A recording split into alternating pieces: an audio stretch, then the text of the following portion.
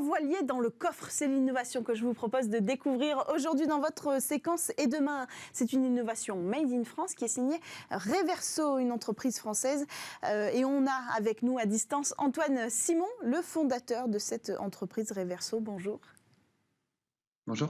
Bienvenue dans cette émission. Alors vous avez décidé de fabriquer un voilier démontable, mais pourquoi ?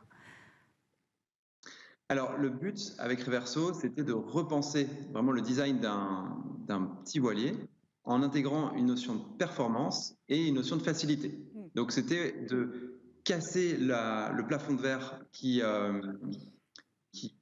existe et qui limite un peu le nombre de pratiquants en rendant la voile beaucoup plus simple, beaucoup plus accessible, plus transportable, plus facile à stocker.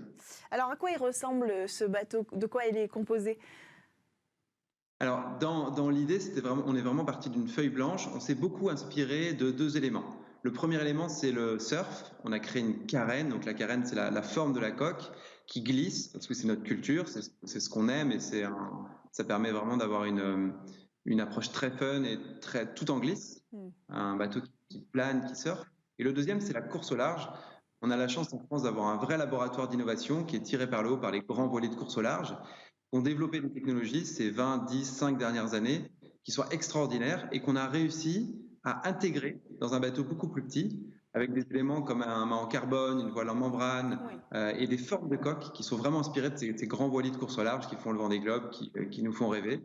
Là, on a un mini voilier de course au large qui est beaucoup plus cohérent et accessible en fait pour le public. C'était quoi le défi technologique de créer un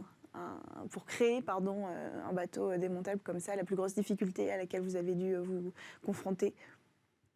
Il y en a énormément, c'est un Everest, mais la clé, ça a été d'arriver à faire un bateau pliable, démontable, qui soit hyper sécurisant, hyper raide une fois assemblé.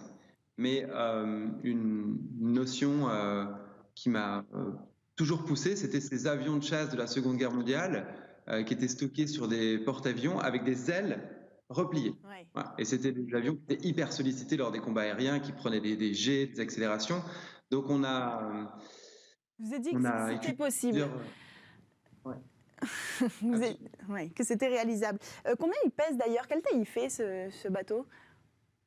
Il fait 57 kilos, donc là la partie la plus grande fait seulement 17 kilos, donc c'est une partie qui peut se porter par une personne seule.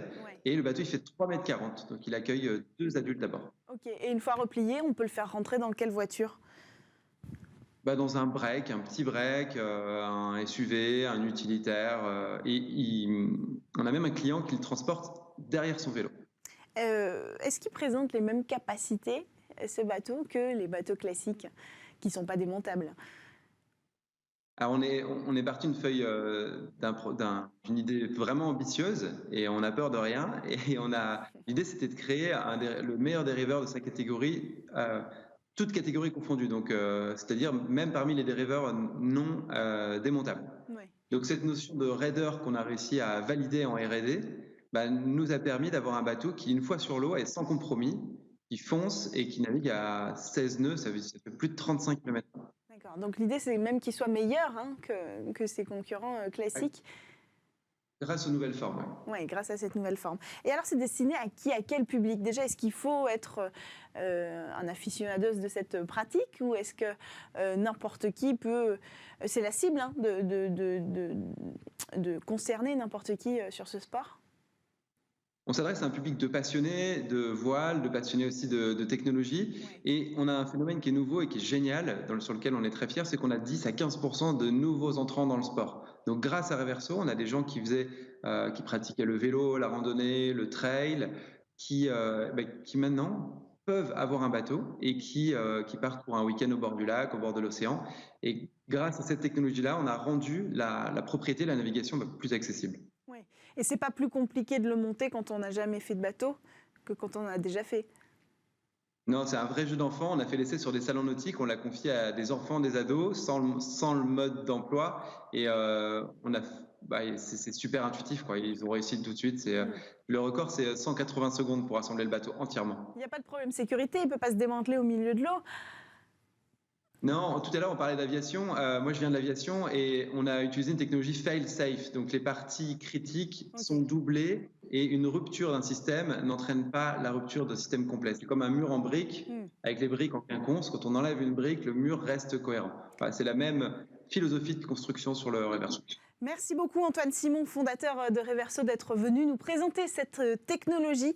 Merci à tous de nous avoir suivis. Demain, on se retrouve pour une nouvelle émission Smart Tech. Ce sera la dernière de cette saison et elle sera un petit peu particulière. Vous le savez, le vendredi, c'est la grande interview. Et cette semaine, votre émission du vendredi sera 100% espace. On va parler de l'actualité du tourisme spatial. En grande interview, on aura la directrice des télécoms et applications de l'Agence spatiale européenne. Alors on se retrouve demain sur Bispart à la même heure.